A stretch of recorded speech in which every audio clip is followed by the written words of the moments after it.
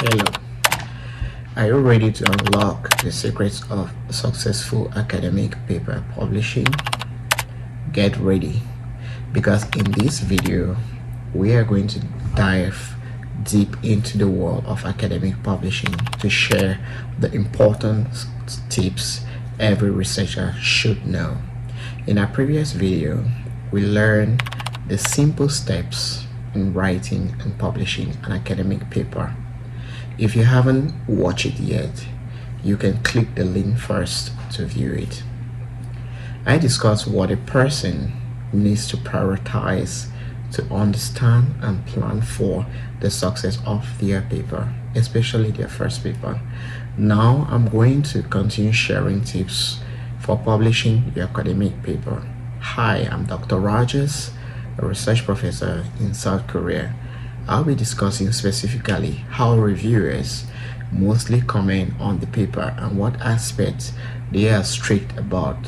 And it's important you know these aspects because they're going to guide you on how to write your academic paper and have high chances of it being accepted. Papers. So first, they comment on originality and significance. So reviewers assess the novelty and significance of the research question or the topic addressed in the manuscript.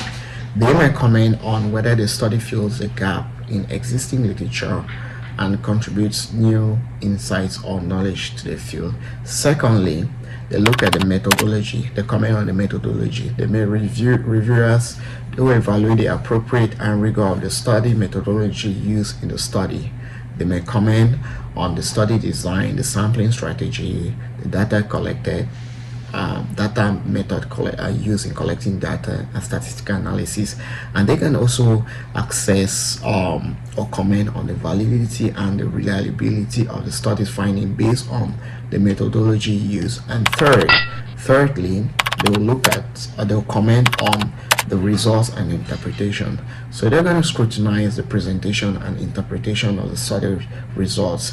They will assess whether the results are accurately reported, analyzed, and whether they support the study's conclusion. And they may offer suggestions to improve the data presentation, clarity of the figures, tables, and the overall coherence of the results section. And fourthly,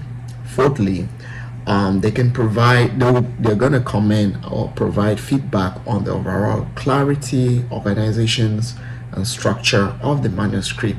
And they also comment on the reliability of the writing, the logical flow of ideas, the coherence of the argument. And they can also provide suggestions. While commenting, they can provide suggestions to on revisions to improve clarity, eliminate redundancies or repetitions, and ensure that key points are effectively communicated. Also, the fifth thing which they comment on is the adequacy and the appropriateness of the literature cited in the manuscript.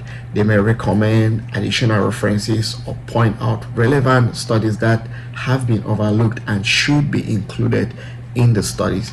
And they may also check on the accuracy of the citations and suggest corrections or clarifications when necessary. And lastly, they will also comment on whether the research adheres to ethical guidelines and standards. They may comment on issues such as informed consent, protection of human subjects, proper attribution of resources, potential conflicts of interest. And they may also raise concerns about ethical lapses or violations and recommend corrective actions or clarifications.